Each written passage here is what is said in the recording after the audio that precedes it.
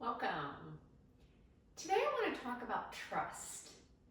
This is a topic that so many people struggle with, particularly in happy, healthy relationships. So, to start with, trust can be a problem if you had a traumatic experience as a child, if you had an insecure bond with your mom and dad, then you may have trust issues as an adult. And these are very difficult to overcome. And they can lead to self-sabotaging behaviors in relationships. So how do we resolve this? How do we build trust? I have a great theory, so stick around. But first, I want to talk about another scenario. I had a question come up the other day. Someone asked, do you think that there are any good men left out there? Or are they all liars and cheaters? I think we could apply this same question to women. It goes both ways. It's a two-way street. And I think men and women both struggle to find the perfect, loyal, respectful partner, right? It's tough. And especially if if you've been divorced and you're out in the dating world again, maybe for the second, possibly even the third or fourth time, you have some scars now. You've probably been hurt a few times. And so I think the key is not, are there good men and women out there? I think the question is, are you looking in the right places?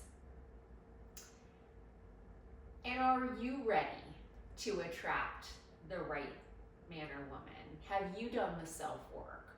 Because the truth is, we're only going to attract exactly what we are, who we are. And so if you want someone who's wealthy and successful and a hard worker and artistic and funny and is in good shape and athletic, but you're home sitting on the couch and lazy and want something for nothing and you're broke, you're probably not going to be able to attract that person. So you have to do the self-work. If you want somebody who's funny, you have to work on your own sense of humor. We're like magnets. Like attracts like. If you want somebody who's adventurous, you better be ready for some adventure. If you want somebody who's fit and in good shape, you better be ready to work out. Okay, so the other thing is, just because somebody has had bad relationships or has been unfaithful or has told a lie or has been disrespectful at one time, that doesn't mean they're a bad man or a bad woman.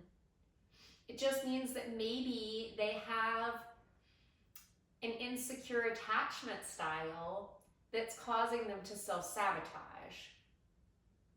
Maybe they had trauma in childhood that's causing them to self-sabotage, and as a result, they just really need to do some inner engineering, and maybe they need to go to therapy and counseling or coaching and go within and get to the bottom of the subliminal thought process that's causing them these self-limiting patterns, that's causing them to hurt the person that they're with. Because chances are they don't want to do that. A lot of very good people make mistakes and they don't know how to fix those mistakes on their own. So in a secure relationship, a lot of healing from past traumatic events can take place. However, Now we're going to go back to talking about how to rebuild that trust, because trust is a fundamental part of relationships. And so it's sort of the chicken before the egg question. How do you rebuild the trust? And how do you know if this person's going to continue these self-sabotaging behaviors? Okay, so let's break this down. The number one way to know that you can trust is by first trusting yourself. This is a huge key to success. So, pardon me, my nose is itching today. So, trusting yourself, what does that look like? That means trusting your gut feeling, your intuition. Your intuition will always lead you in the right direction. If something feels off, it probably is. So watch for changed behavior in your significant other. If all of a sudden they're doing things that look and feel very different, if all of a sudden the text messages fall off, if all of a sudden they're not returning your phone calls, if all of a sudden they're sleeping on the couch and not in your bed, if all of a sudden they're working late and not coming home for dinner, these are all red flags.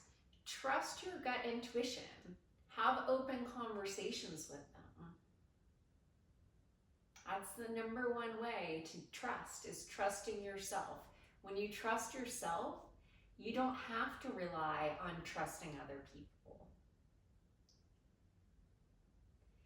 Then set boundaries. If they don't respect your boundaries, they don't respect you.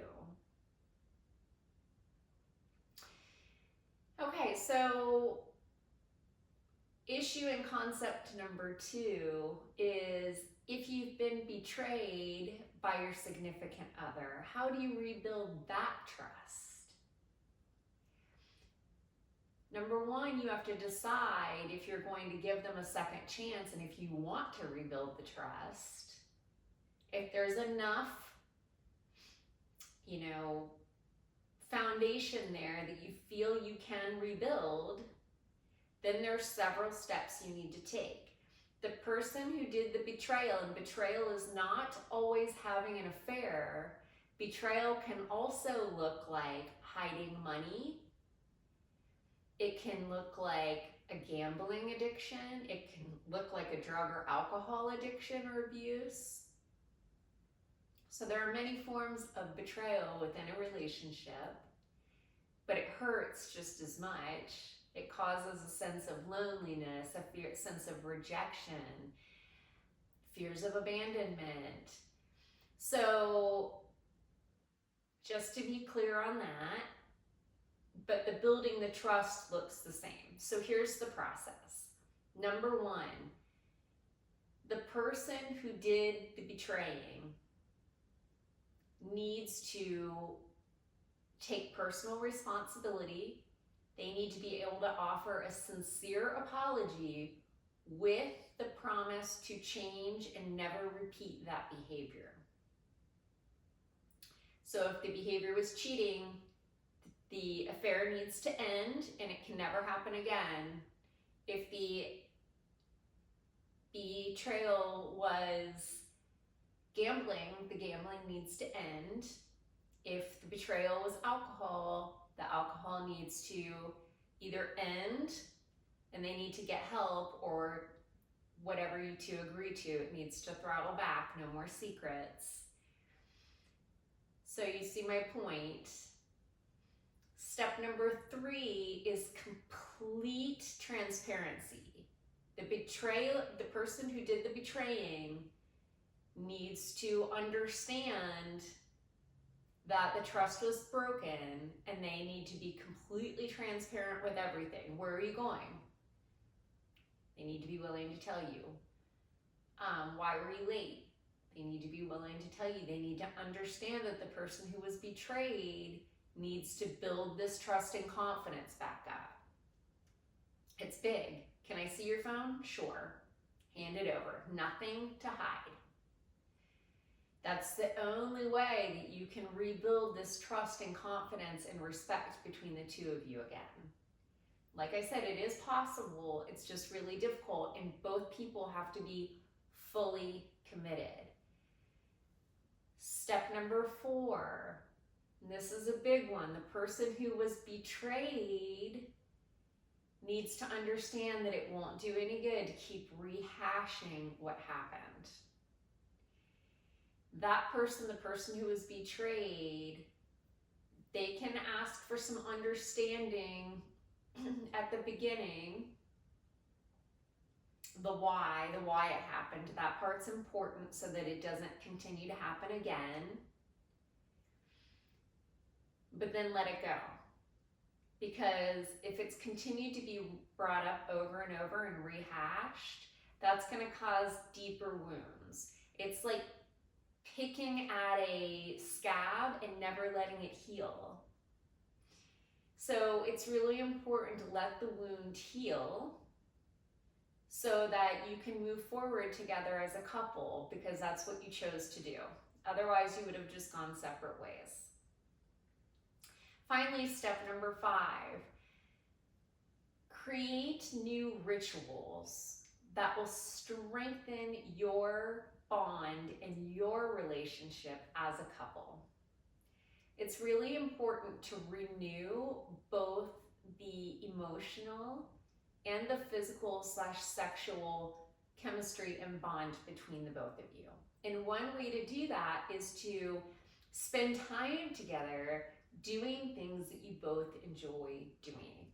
So whether it's going on a daily walk together, working out together, having, Friday night dinners out together, creating a new hobby that you enjoy doing together, but have a ritual, a new ritual or several new rituals that you do together to strengthen your bond.